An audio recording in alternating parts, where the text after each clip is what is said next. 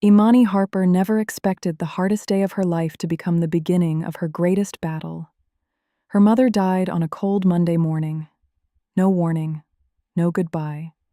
Just one phone call that shattered everything. For 20 years, her mother had built Harper and Light from a tiny garage startup into one of the most respected boutique financial firms on the East Coast. People feared her sharp instincts, admired her discipline, and depended on her leadership.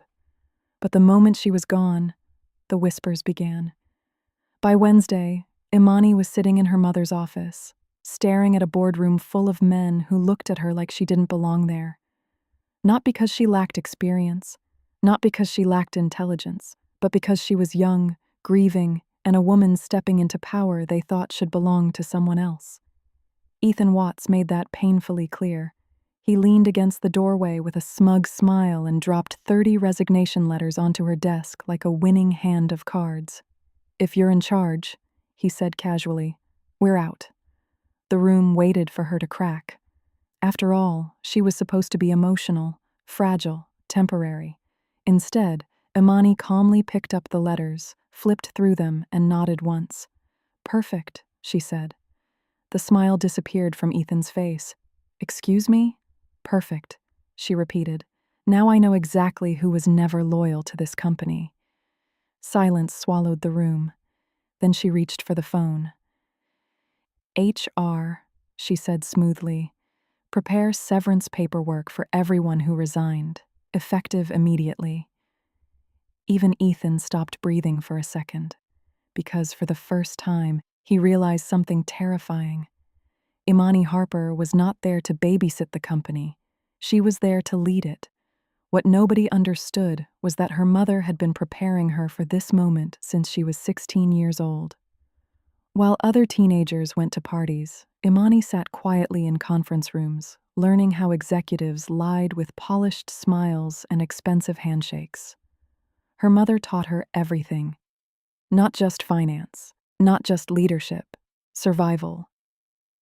"Learn the numbers," her mother once told her, "but learn people even better."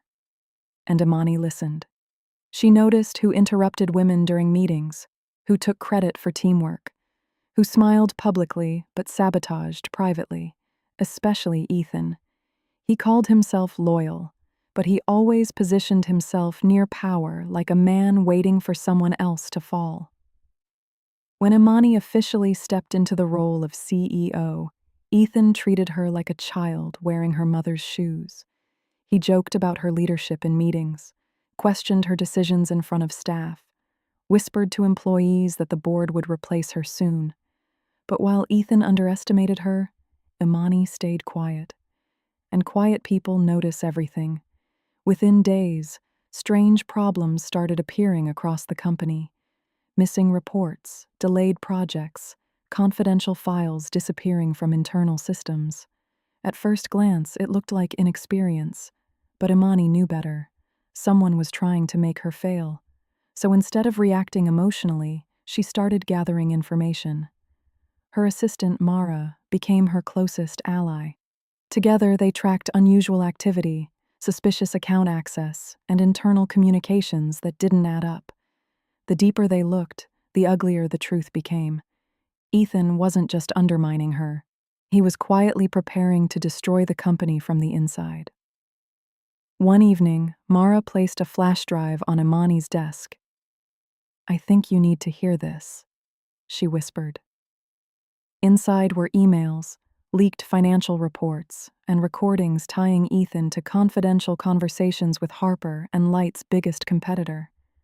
Imani sat frozen, not because she was shocked, because suddenly everything made sense. The resignations, the sabotage, the missing reports.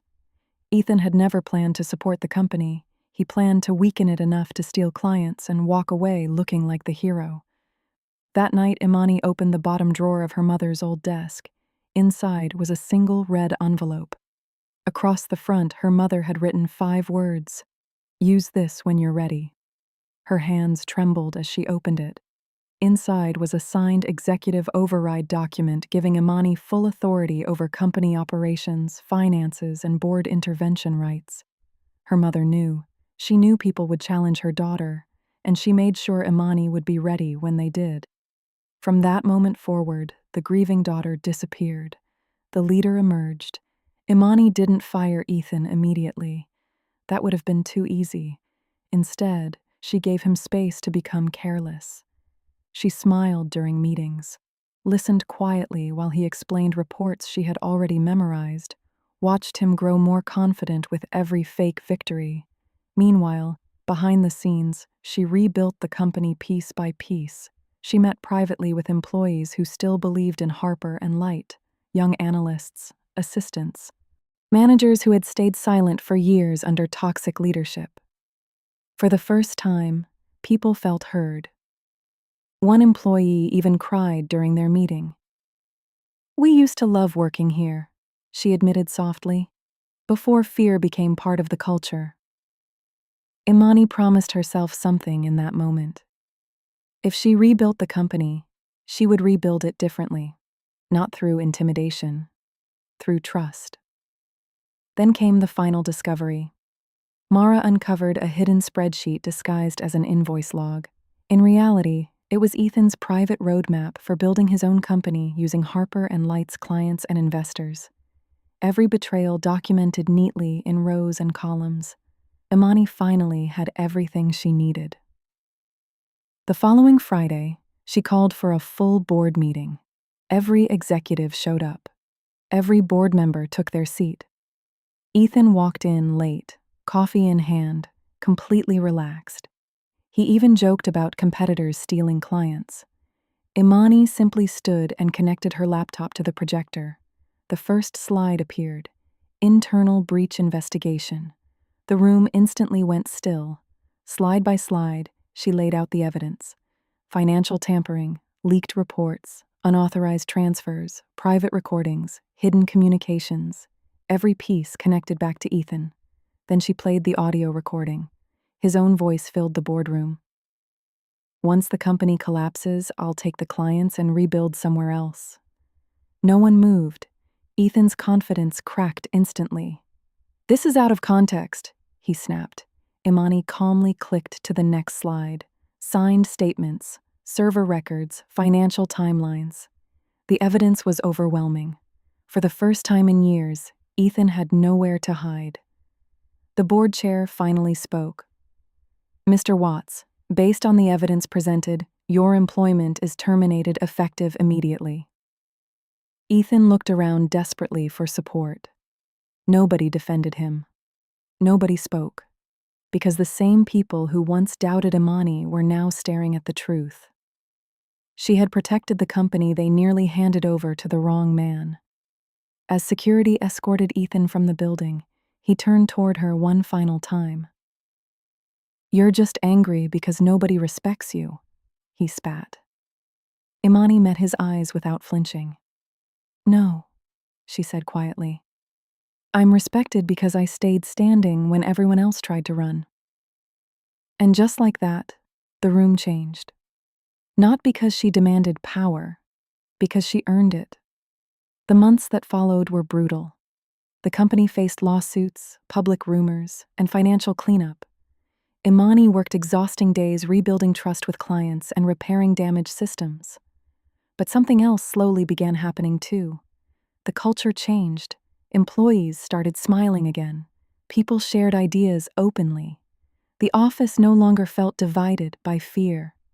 Imani introduced mentorship programs for young women entering finance, mental health support, transparent promotion structures, leadership training for overlooked employees. For the first time in years, Harper and Light felt human again, and as the company healed, so did she. Late at night, when the office was quiet, Imani would sometimes stand by the window overlooking the city skyline. That was when she missed her mother most. Not during the victories, during the silence afterward, because grief doesn't disappear when success arrives. But somewhere between rebuilding the company and rebuilding herself, Imani realized something important. She was never living in her mother's shadow. She was continuing her legacy. 6 months later, Harper and Light reported its strongest financial quarter in 5 years. Investors returned. Clients stayed loyal. The company was stronger than before. And one afternoon, Imani received a handwritten letter from Ethan. He admitted his company had failed. Investors walked away. Clients refused to follow him. At the bottom of the letter, one sentence stood out. "You were never just your mother's daughter. You were the storm we should have seen coming." Imani folded the letter carefully and placed it in a drawer. Not as revenge, as a reminder. People often mistake kindness for weakness until they finally meet the strength underneath it. A few weeks later, she stood on stage at a leadership conference wearing a cherry red suit inspired by her favorite vintage convertible, the same car people once mocked her for driving. The audience rose in applause as she finished her speech with one final sentence. Leadership isn't about controlling the room, it's about rebuilding it after the storm. And in that moment, Imani understood something her mother had known all along. Real power isn't loud. It doesn't beg for validation. It doesn't need permission. It simply stands tall, even when everyone expects it to fall, because sometimes the people others underestimate become the very ones who change everything.